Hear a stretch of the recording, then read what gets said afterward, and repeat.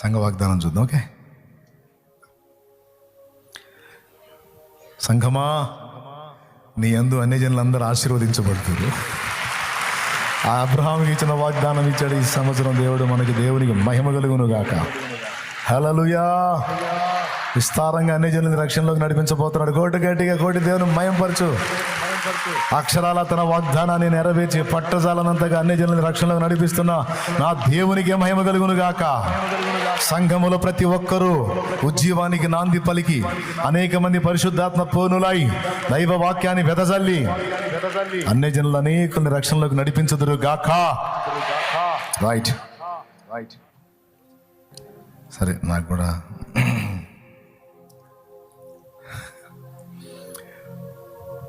నాకు భలే వాగ్దానం వచ్చింది. నేను మీకు చెప్పలే, చెప్పేదా? నీవు లేచి ఈ దేశం యొక్క పొడుగున సంచరించుము, నీకును నీ సంతానమునకును సదాకాలం ఇచ్చాడు. దేవునికి మహిమ కలుగునుగా. జంట వాగ్దానాలు రెండు అబ్రహాముకి ఇచ్చినయే. ఇప్పుడు మనకు కావాల్సింది అయ్యే వస్తారు. ఫస్ట్ పరిచారకుల్ని మనం నిలబెడదాం.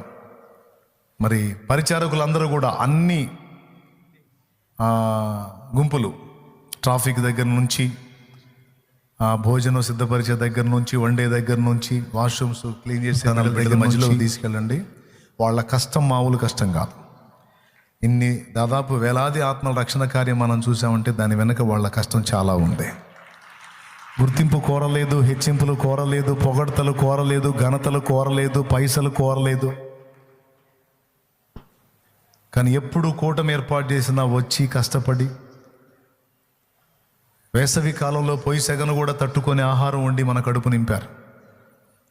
మనం వాష్రూమ్ యూజ్ చేసుకొని వస్తే వాళ్ళు పని మనుషుల కంటే దారుణంగా కష్టపడి కడిగి శుభ్రంగా మళ్ళా మనం వచ్చేటప్పటికల్లా వాష్రూమ్స్ నీట్గా పెట్టేవాళ్ళు.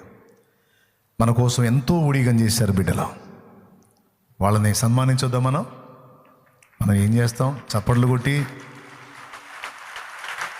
దేవుని ముందు వాళ్ళని ప్రభువు మహిమ కొరకు చాలా పొదుపుగా కొట్టారండి.